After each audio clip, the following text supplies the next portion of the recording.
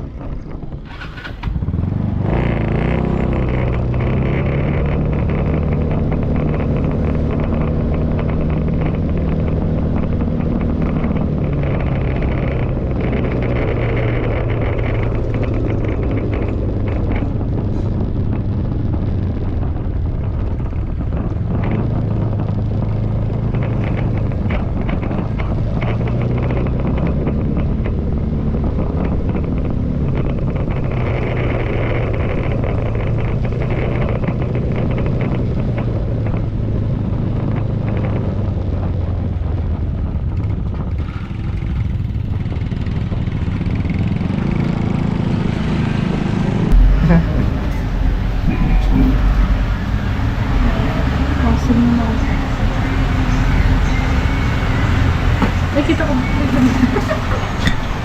Nakikita mo ba? Kita pala. Taba ko ng mangga. Bili muna kami ng drinks para may mainom kami sa taas. Dito sa 28 Nasugbu. Oh, let's go. Punta na tayo sa taas. Punta na. Kaya natin sa Yuka. Geng geng. Higa muna. Punta na kami. Let's go.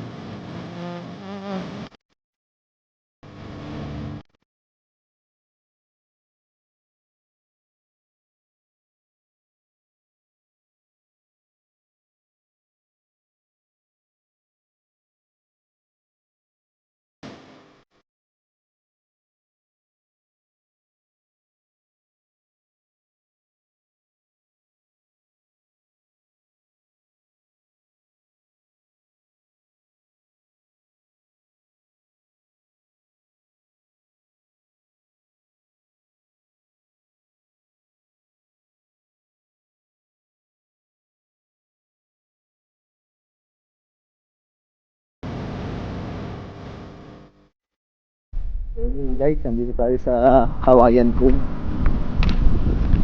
Yan. Ganyang ganda ng view. Kitang buong dagat dito. Kitang kita lahat oh. So tatry natin magpalipad dito kasi medyo malakas yung hangin. Hindi ko alam kung kakayanin ng drone. Isang natin si Yuka nakatambay.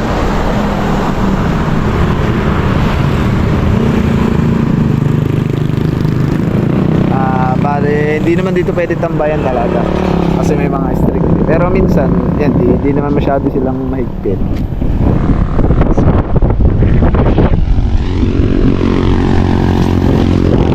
Ito papuntang ano?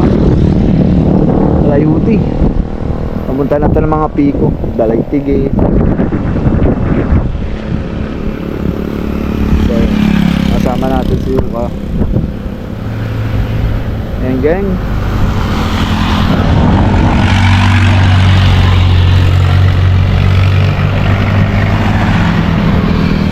Hindi tayo makaliban.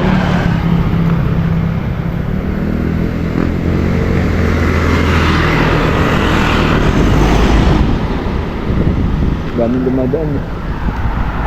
Yan. At yun nga, magsa-set up na tayo.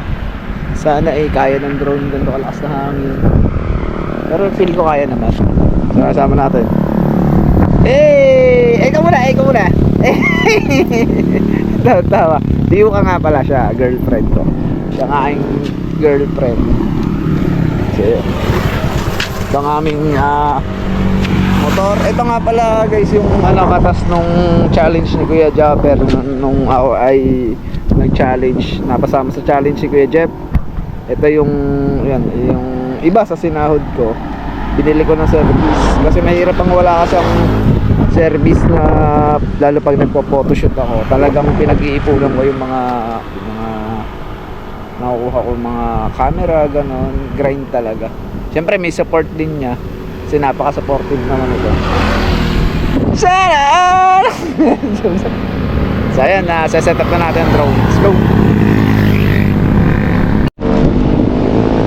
Guys, babalik na tayo. Pero kailangan hintayin muna natin yung yung home point na mag-update kasi para in case na maubusan siya ng battery o mawala ng signal, babalik siya dito sa tapat na to. So kailangan patataasin natin muna yung GPS bago magpalipad ng ganun drone.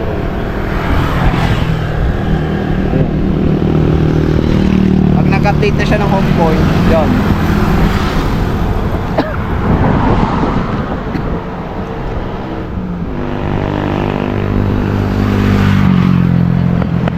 okay na siya. Bali take off permitted na.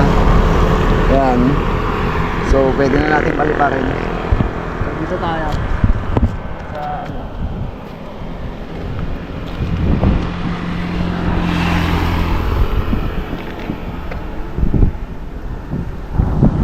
sa lang.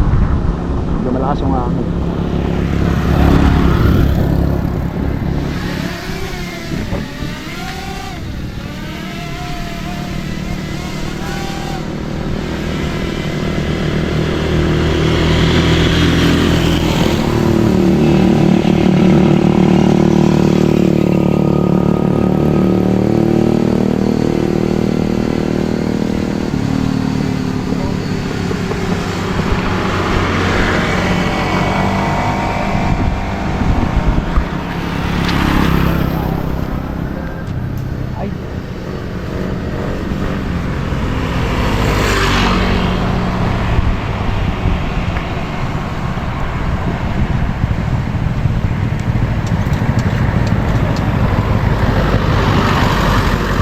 siya makita.